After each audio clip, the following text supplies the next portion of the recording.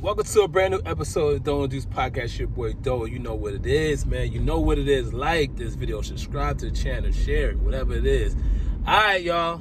AFC North update. We at the midpoint of the season. It's the AFC North update, mid-season update. All right, I'm gonna give you my thoughts of all the teams. You know, I'm not gonna lie. We're a Ravens channel. It's a Ravens team. I'm a Ravens fan. But I'm giving my honest assessment of all the teams in the division, man. All right, first, I'm going to start from top to bottom. Ravens on first.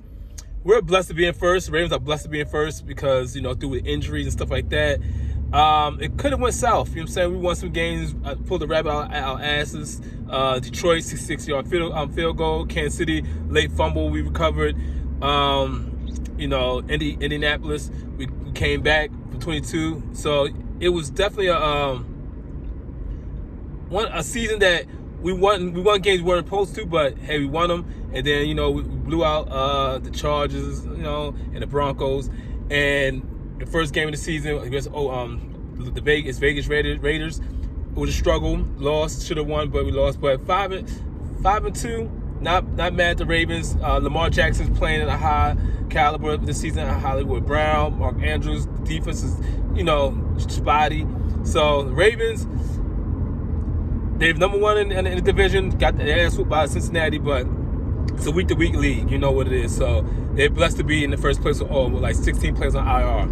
All right, next up, we're going to go Cincinnati. Bengals impressed me this season. I thought they'll be all right. I didn't think it was going to be this good, but they definitely are better than I thought they would be. And the defense is solid to me personally. Against the Ravens, that's the really game I really saw up close.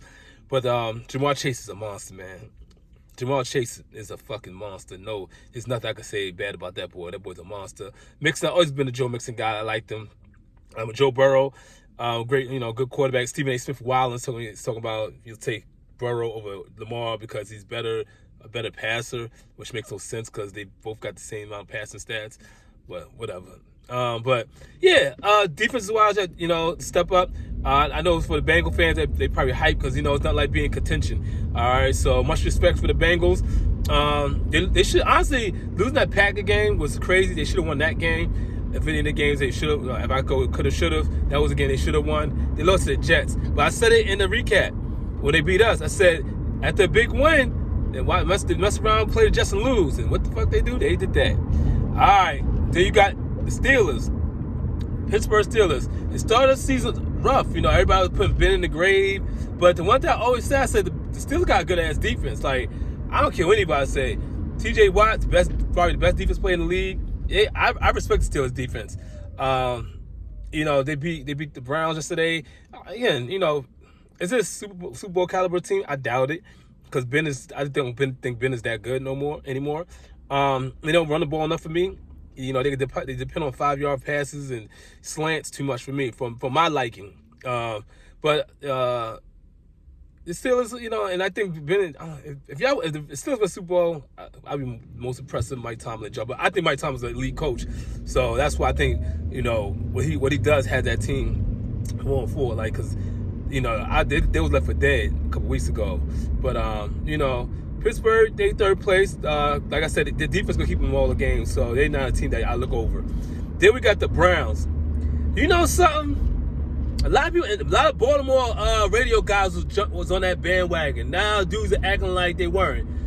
I'm saying 105.7. A lot of y'all guys calling the Browns and they got the best roster. I'm like, they all right. I like Kevin Stefanski. I think he's a good coach, a good play caller. His offense is built off the running game. He has two good ass running backs. You got Chubb, an elite running back, and Hunt, who's a versatile running back. So he has. I watching the highlight joint. You know how the NFL mix up the highlights and stuff like that. People talking on the field. And one time when they played the Chargers, I think Hunt, one of them scored. He said, every time I call a play, I got two guys in mind. He ain't got Baker Mayfield in mind. He has them running backs in mind because those are the two best players.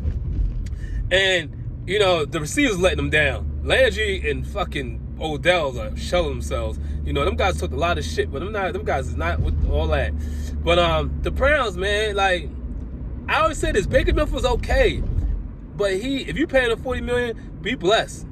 Be blessed. I enjoy paying him $40 million or $30 million because he's a play-action quarterback. And you do not play-action quarterbacks big money because they're to find on something else working. Anytime the Browns have to go down the field without the threat of running game, they ain't winning. That's why I said the division's going to shake down who the best quarterbacks in the division is. Lamar Jackson's the best quarterback. So that's the best team. Joe Burrow's shaking out to be the second best quarterback. He's 2. And then it's out of Baker or Ben, who you like, for 3 and 4. That's how the division is going to break down. The best quarterback is going to win the division, and I think that's Lamar Jackson. All right, man. Put in the comments what you think about the AFC recap. I appreciate everybody watching. If you stuck through the whole video, like, share, subscribe. I'm out.